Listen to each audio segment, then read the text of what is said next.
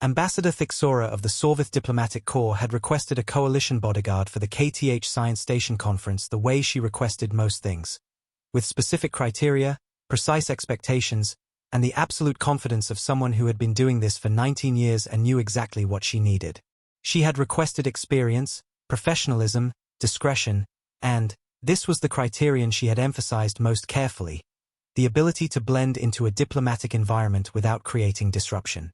The Coalition Assignment Office had reviewed her criteria and assigned Sergeant Oren Vale. What the Assignment Office had not included in the transfer documentation, through an administrative oversight that the subsequent inquiry described as significant, was Sergeant Vale's complete service record, which would have contained on its third page the planetary origin classification. Earth, Class 4 Deathworld. Thixora had met Vale in the transit hub at 0800. A broad, quiet man with curly dark hair and the kind of build that suggested his genetics had made very definite decisions about what he should look like.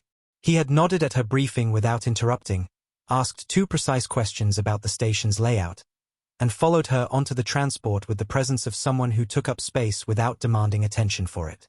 She had found him adequate. The KTH Science Station was one of the Coalition's flagship research facilities, a domed complex on the outskirts of the Sorvith capital, where 17 research divisions conducted work across biology, astrophysics, material science, and the specific classification of research that the station's public documentation described as advanced xenobiology, and that most of the diplomatic community understood to mean things that were interesting to study and inadvisable to encounter outside containment. The conference Thixora was attending occupied the station's upper diplomatic floor. 12 hours of presentations, 3 bilateral meetings, and a formal dinner that she had been navigating the politics of for 6 weeks. It was exactly the kind of environment she had spent 19 years mastering. The incident happened at the 4th hour in the corridor between the Xenobiology wing and the diplomatic reception area. The Croth specimen, a Vorkai predator of the category that the Xenobiology division's documentation classified as apex armored, demonstrably hostile, had been in transit from one containment unit to another when the transport case's seal failed. The case had been rated for the specimen. The seal failure had been a manufacturing defect that 3 separate quality assurance checks had missed, which would be documented extensively in the post-incident review. What mattered in the immediate moment was that a Vorkai predator roughly 2 meters long, with armored chitinous plating and the specific temperament of something that had been in a box for 6 hours, was now in the corridor between the Xenobiology wing and approximately 40 diplomatic personnel. The station's security team responded with professional speed. 2 officers were at the corridor entrance within 18 seconds, energy rifles raised, calculating an approach that would not result in the specimen charging through the reception area where 12 dignitaries were currently standing. The calculation was taking longer than the situation permitted. Oren was between Thixora and the specimen when it turned. The Vorkai's behavioral pattern, which the Xenobiology division had documented across 37 observation sessions, followed a specific threat assessment sequence. Detect, orient, evaluate, act. Most species that encountered a Vorkai in threat assessment mode experienced the evaluate phase as lasting approximately 3 seconds before the act phase concluded the discussion. The evaluate phase, when the Vorkai oriented toward Oren, lasted considerably longer. The Xenobiology research lead watching from the corridor entrance would later note in her incident report that she had never observed a Vorkai specimen spend 14 seconds in the evaluate phase. The species did not do that. Their evaluate phase was cursory.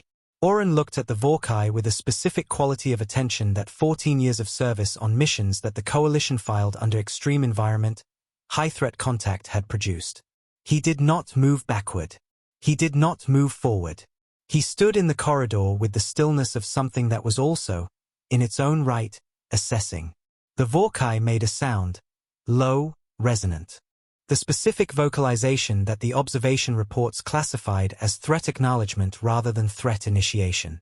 The distinction mattered. It meant the specimen had encountered something it was categorizing as a peer threat rather than prey.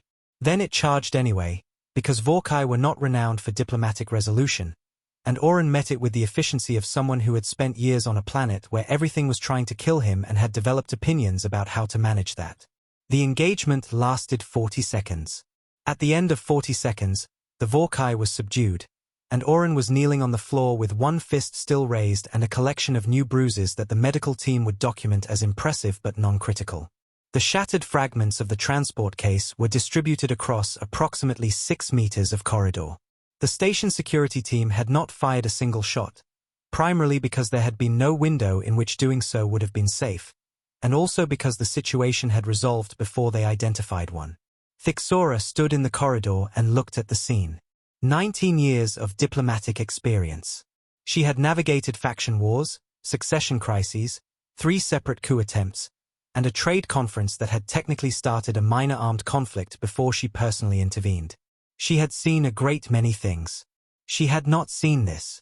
The security chief arrived at a run, assessed the corridor, and looked at Oren. "Earth," he said, not as a question. "Earth," Oren said, standing up. The security chief closed his eyes for exactly 1 second, then opened them and began directing his team toward the subdued specimen.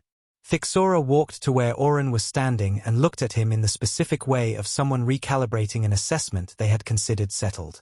"You didn't mention," she said carefully, "that you were from a death world." "You didn't ask," Oren said. He checked his shoulder.